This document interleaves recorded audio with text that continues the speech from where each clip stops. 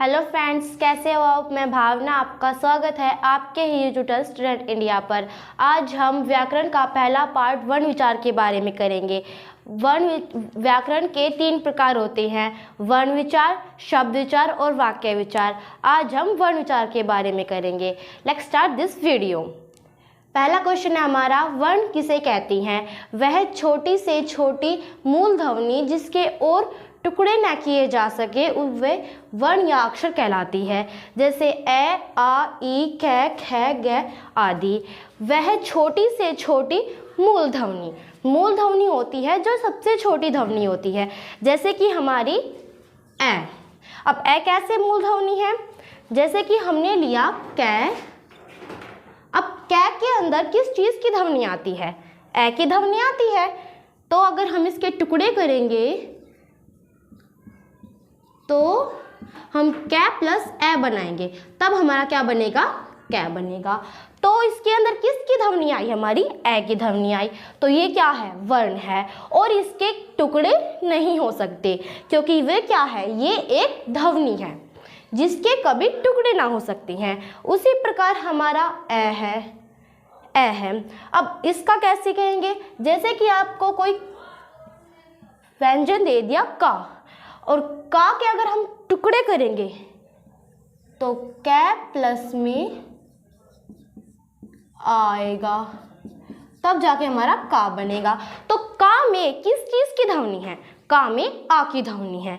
ये क्या है, एक वर्ण है। जो ये आ है ये एक वर्ण है ना, तो इससे कभी टुकड़े हो सकते, क्योंकि ये क्या है, एक मूल ध्वनि है वर्ण की। उसी प्रकार हमारी क्या है, ये ई जो है वो क्या होता है, जैसे हमने की ले लिया। अब की के अंदर क्या, किसकी ध्वनि आती है, की के अंदर ई की ध्वनि आती है। किसकी आती है, ई की ध्वनि। अगर हम इसके टुकड़े करेंगे तो कै प्लस में ई बनेगा, तब जाके हमारा क्या बना, की बना। तो जो ये की है इसके अंदर किसकी ध्वनि है, हमारी ई की ध्वनि है। उसी प्रकार जैसे कि हमने ले लिया कै। अब कै के तो टुकड़े होते हैं, क्योंकि उसके साथ क्या है, ध्वनि जोड़ के पूरा कै बनता है, परंतु उसके नीचे क्या है, हलंत है। हलंत का मतलब होता है जो भी वर्ण या व्यंजन के नीचे अगर हलंत आ जाए तो वो आधा माना जाता है। जैसे कि ये पूरा ले लिया हमने, अब उसके जो कै है इसके नीचे मैंने क्या लगाया था, हलंत लगाया था। तो ये हाफ और ये हाफ बन के हमारा पूरा क्या, कंप्लीट बना है। तो ये क्या है, हमारा हाफ है, तो ये क्या है, ये भी हाफ है। इसलिए ना तो इसके टुकड़े हो सकते और ना ही ये क्या, एक ध्वनि है। उसी प्रकार हमारा ये ख है, ख के नीचे क्या है, ये भी हलंत है। अब जिस भी व्यंजन के नीचे अगर हलंत आ जाए तो वो ना तो कभी टुकड़े हो सकते हैं उसके, और वो क्या होगी, एक ध्वनि होगी। उसी प्रकार हमारा ग है, उसके नीचे भी हलंत है, इसके भी टुकड़े नहीं हो सकती। आदि ऐसे बहुत ज़्यादा होते हैं। अगर जिस भी व्यंजन के नीचे अगर हलंत आ जाए तो ना तो उसके टुकड़े होंगे, तो एक ध्वनि कहलाएगी। अगर आपको मेरा ये क्वेश्चन समझ में आ गया हो तो हम नेक्स्ट क्वेश्चन करते हैं। अब हम दोस्तों दूसरा क्वेश्चन करेंगे। दूसरा क्वेश्चन है हमारा, वर्णमाला किसे कहते हैं। भाषा के सभी वर्णों के समूह को वर्णमाला कहते हैं। हिंदी वर्णमाला में 11 स्वर तथा 33 व्यंजन अर्थात कुल 44 मूल वर्ण हैं। भाषा के सभी वर्णों के समूह को, वर्ण क्या होते हैं, वर्ण जो होते हैं हमारे वो होते हैं जो एक ही अक्षर का हो, जैसे कि कै। और जो हमारे शब्द होते हैं, साथ में शब्द भी होते हैं ना हमारे, मैं यहाँ लिख देती हूँ। वर्ण जो होते हैं वो होता है जो एक ही अक्षर का हो, ओके। और जो शब्द होते हैं वे होते हैं जो एक पूरा शब्द हो, जैसे कि हमने लिख दिया समूह, ये पूरा क्या है, एक शब्द है। और जो वाक्य होते हैं ये क्या होते हैं, जो पूरा ही सेंटेंस वाक्य हो उसे हम वाक्य कहते हैं, जैसे कि राम खाना खाता है, वर्ण होते हैं जो एक अक्षर का हो, और जो शब्द होते हैं वे होते हैं जो पूरा ही वर्ण हो, उसे हम जैसे कि समूह, पूरा वर्ड है ना जो एक एक अक्षरों से पूरा वर्ड बना है, और जो वाक्य होते हैं वो शब्दों से पूरा वाक्य बनता है, उसे हम वाक्य कहते हैं। पर उसमें क्या कहा है, इसमें कहा है भाषा के सभी जो वर्ण होते हैं, वर्ण जैसे कि स्वर और व्यंजन, उनके पूरा जो समूह होता है उनको हम क्या कहेंगे, वर्णमाला कहते हैं। हिंदी वर्णमाला में 11 स्वर होते हैं। पहले आपने तो हमेशा 13 स्वर पढ़े होंगे, परंतु जो अंग तथा अह होता है वो स्वर में नहीं मिलाया जाता, वो होते हैं आयोग वहाँ। इसलिए हमने कितने लिए हैं, सिर्फ 11 स्वर लिए। उन 2 व्यंजनों को स्वरों को हमने इसमें मिक्स नहीं किया है। अब हमारे 33 क्या होते हैं, व्यंजन होते हैं, अर्थात कुल हमारे 44 वर्ण होते हैं, मूल वर्ण होते हैं। इसमें कुल क्यों कहा गया है, क्योंकि हमें पक्का नहीं पता कि 44 होते हैं, क्योंकि हमने इन दोनों को मिक्स नहीं किया ना।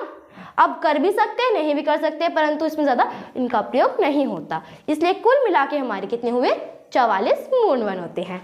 अब वर्णों के प्रकार, वर्ण के प्रकार कितने होते हैं, वर्णों के 2 प्रकार होते हैं, स्वर और व्यंजन। अगर आपको ये क्वेश्चन समझ में आ गया हो तो हम वर्णों के प्रकार का फर्स्ट पार्ट स्वर के बारे में करेंगे। तो दोस्तों अब हम वर्ण का पहला पार्ट स्वर के बारे में करेंगे। हमारा स्वर है, स्वर किसे कहते हैं, जिन वर्णों को बोलते समय किसी अन्य वर्ण की सहायता ना लेनी पड़े उन्हें स्वर कहते हैं। ये संख्या में 11 होती हैं, जैसे ए, आ, ई, ऊ, री, ए, ओ और ओ। इसने कहा है कि जिन वर्णों को बोलते समय किसी अन्य वर्ण की सहायता ना लेनी पड़े। मैंने आपको बताया था कि व्यंजनों में हमेशा स्वरों की सहायता लेनी पड़ती है, परंतु जो स्वर होते हैं उनमें कभी भी किसकी सहायता, किसी अन्य वर्ण की सहायता नहीं लेनी पड़ती है। जैसे कि अगर मैंने आपको यहाँ पे ए दे दिया, अब जो ए है ये क्या है, एक ध्वनि है, वो ध्वनि किसके साथ, व्यंजनों के साथ आती है, तो ये थोड़ा अपने साथ ही आ जाएगी। तो जो ए है वो ना किसी से कभी टुकड़े हो सकते हैं, क्योंकि वो क्या है, एक ध्वनि है। उसी प्रकार हमारा आ है, आ क्या है, वो भी एक ध्वनि है, उसके भी कोई टुकड़े नहीं हो सकते। और जैसे ई है, वो भी ही एक ध्वनि है, क्योंकि वो क्या है, वो एक स्वर है। उसी प्रकार हमारा ये बड़ी ई, ये भी क्या है, ये भी एक स्वर है, क्योंकि ये क्या एक ध्वनि है, इसके कभी टुकड़े नहीं हो सकते। ऊ भी है, क्या है, ये स्वर है, ओ भी स्वर है, री भी स्वर है, ए भी स्वर है, ए भी स्वर है, ओ भी स्वर है और औ भी स्वर है। ये सब क्या है, ये 11 होते हैं, स्वर 11 होते हैं, जिनके कभी न टुकड़े हो सकते, और वे क्या है, एक ध्वनि होती है। स्वरों के 3 भेद होते हैं, कौन कौन से, हर्षण स्वर, दीर्घ स्वर और प्लुत स्वर। कितने भेद होते हैं, 3 भेद होते हैं, हर्षण स्वर, दीर्घ स्वर और प्लुत स्वर। अब हम हर्षण स्वर के बारे में करेंगे। तो दोस्तों अब हम स्वर का पहला भाग के बारे में पढ़ेंगे। पहला है हमारा हर्ष स्वर किसे कहते हैं, वे वर्ण जिनको बोलने में सबसे कम समय लगता है, उन्हें ए, ई, ऊ, री, ये 4 होते हैं। इसने कहा है सबसे कम है, कम जो सबसे कम समय लेता है उसे हम हर्ष स्वर कहते हैं।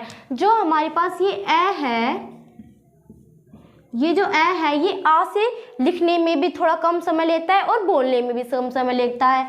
जो आ है इसमें 2 वर्ड यूज होंगे और इसमें कितने, 1 वर्ड का उपयोग किया जाता है। तो ज़्यादा समय कौन लेता है, ये लेता है, ये थोड़ा कम समय लेता है, तो ये क्या हुआ, हमारा हर्ष स्वर हुआ।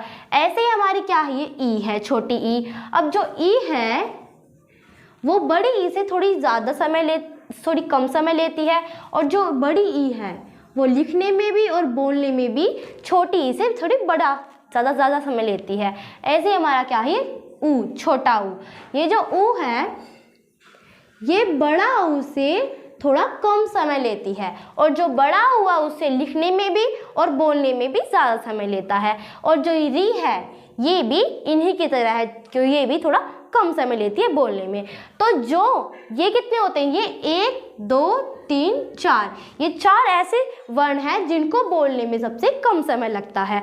अब हम स्वर का दूसरा पार्ट करते हैं, दीर्घ स्वर। दीर्घ स्वर क्या होता है, वे वर्ण जिनको बोलने में हर्ष स्वर से दुगना समय लगे। अब ये तो क्या थे जिसमें थोड़ा कम समय लगता है, अब इनसे 2 गुना ज़्यादा समय लेने वाला, दुगना समय लेने वाला कौन सा है? दीर्घ स्वर। तो अब ये क्या है, जैसे आ है, अब जो है उससे क्या थोड़ा ज़्यादा समय ले रहा है, तो ये क्या हुआ? थोड़ा दुगना, इससे थोड़ा दुगना समय लेता है, इसलिए ये दीर्घ स्वर है। ऐसे ही हमारी बड़ी ई है, ये छोटी ई से क्या थोड़ा दुगना समय ले रही है, तो ये क्या हुई? दीर्घ स्वर। ऐसे ही क्या है? बड़ा ऊ, ये छोटा ऊ से मैंने कहा था कि छोटा ऊ से थोड़ा बड़ा समय लेती है, ज़्यादा समय लेती है, तो इसलिए क्या है? ये दीर्घ स्वर है। ऐसे ही हमारा ए है, ओ है, औ है, ये सब जो है ये क्या है? ये दीर्घ स्वर है। ये स्वर हर्ष स्वर थोड़ा ज़्यादा समय लेती है। ओके, अगर आपको ये दीर्घ स्वर के बारे में भी आज समझ आ गया तो हम हर्ष स्वर का तीसरा पार्ट पलुत स्वर के बारे में करेंगे। पलुत स्वर क्या है? वे वर्ण जिनको बोलने में हर्ष स्वर से 3 गुना ज़्यादा समय लगे।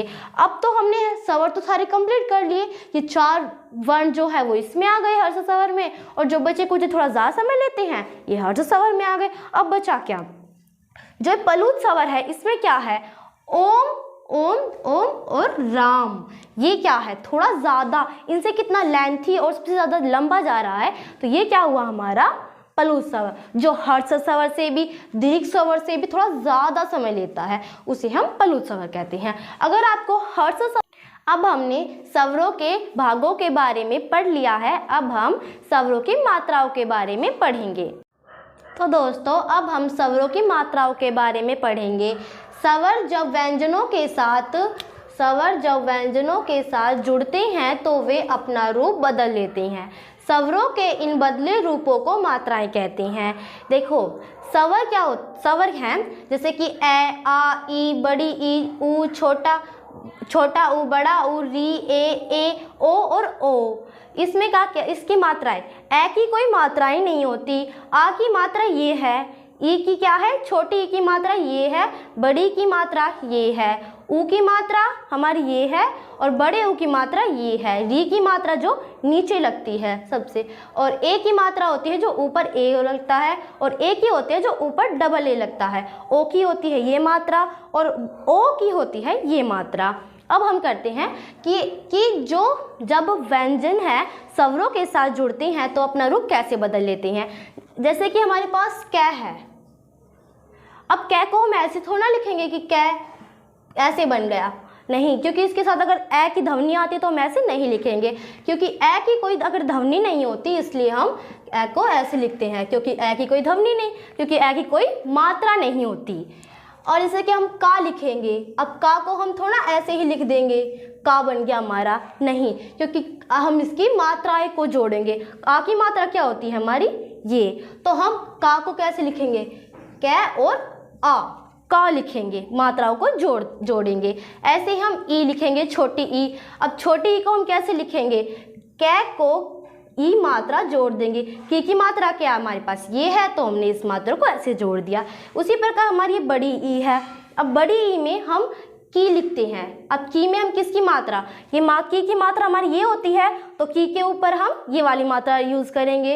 ऐसे हमारा ऊ होता है, ऊ के अंदर जैसे कु लिख देंगे, अब कु में ऊ की मात्रा जोड़ेंगे। अब मात्रा क्या होती है ऊ की, ये वाली होती है, तो हम क्या के नीचे ये वाली ऊ लिख देंगे। अब ऐसे ही हम ओ बड़ा ऊ होता है, अब बड़ा ऊ की मात्रा ये होती है, तो कै के नीचे ये वाली मात्रा लगा देंगे। उसी प्रकार री होता है हमारा, अब री जो होता है अगर कै के साथ री को हम जोड़ेंगे तो उसकी मात्राओं को इसके नीचे लिख देंगे, इस प्रकार ये क्री बन जाएगा। उसी प्रकार हमारा ये ए है, ए की मात्रा क्या होती है? ये ए। अब उसकी मात्रा को हम व्यंजनों के साथ जोड़ेंगे तो उसकी मात्रा को यूज़ करेंगे। अब ए है, उसके साथ अगर हम ए है व्यंजनों के साथ इसको जोड़ेंगे तो उसकी मात्राओं का यूज़ करेंगे। उसकी मात्रा क्या है हमारी? ये है। अब ओ की मात्रा क्या है? ओ की ये मात्रा है, अब व्यंजनों के साथ जोड़ेंगे तो उसकी मात्रा या लगा देंगे। अब औ की मात्रा है हमारी ये वाली, अब इसको हम स्वरों के साथ जोड़ेंगे तो इसकी मात्रा लगा देंगे। ओके, आपको समझ में आया?